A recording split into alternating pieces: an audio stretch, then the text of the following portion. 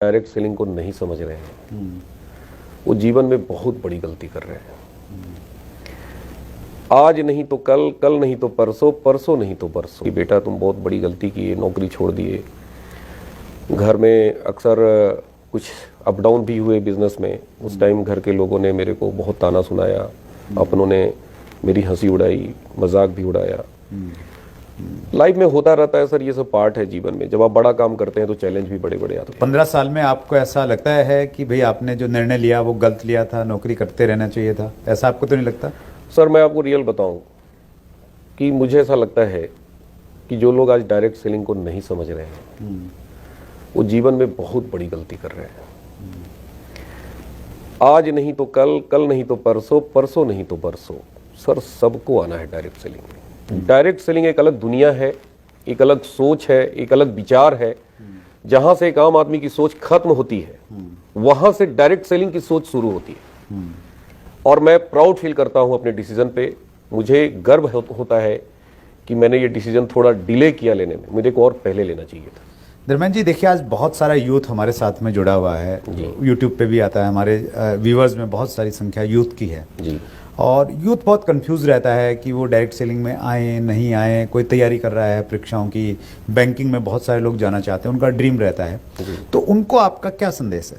नहीं देखिए सर, क्या है कि धारणाओं के आधार पे हमारे जो यूथ है आज वो भी अपना डिसीजन नहीं ले पाता है, अपनी अंतरात्मा की आवाज को नहीं सुन पाता है। मैं तो यही सलाह दूंगा जो हमारा यूथ है कि आप पढ़ाई करो। मैं एजुकेशन का बिल्कुल ही पक्षधर हूं, विरोधी नहीं हूं, लेकिन हमारे हिंदुस्तान में जो एजुकेशन का एक मोटिव है कि वो नौकरी करना, वो गलत है। आप एजुकेशन लीजिए, लेकिन ये सोच करके एजुकेशन मत लीजिए कि हमारा बच्चा बड़ा होकर के या जो हमारे यूथ हैं वो एजुकेशन लेकर नौकरी करें। नौकरी ही क्यों भाई, जॉब अपॉर्चुनिटी दिन दुनी रात चौगनी खत्म हो रही है, बढ़ नहीं रही है, खत्म हो रही है। हर जगह आप देखिए सिचुएशन की स्थिति में है। सरकार हाथ खड़ी कर चुकी है। मुझे याद है कि जिस हमारे बैंक में जब मैं रिजाइन किया उस टाइम 10 करोड़ का हमारे बैंक का टर्नओवर था और उस टाइम में बैंक में 25 कर्मचारी थे। आज वो टर्नओवर 10 गुना बढ़ गया, 100 करोड़ क्रॉस कर चुका है और वहां पे कर्मचारी 25 घट के 5 हो गए, यानी अपॉर्चुनिटी 5 गुनी कम हो गई। राइट। बिजनेस बैंक का बढ़ रहा है, 10 गुना बढ़ रहा है। क्यों भाई? कौन ऑपरेट कर रहा है उसको? कंप्यूटर ऑपरेट कर रहा है, मशीन ऑपरेट कर रहा है, एटीएम मशीन लग गए, लाखों मशीन लग गए।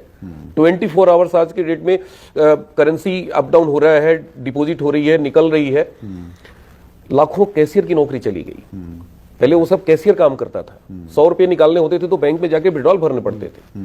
ऑनलाइन बैंकिंग शुरू हो चुका है, आप घर में बैठे बैठे 24 आवर्स आप मनी ट्रांसफर करते हैं।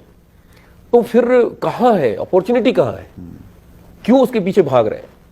और यहां पे डायरेक्ट सेलिंग में एक बहुत बड़ी अपॉर्चुनिटी है जो कि लोग अभी समझ नहीं रहे हैं। सोचिए, there is no competition at all.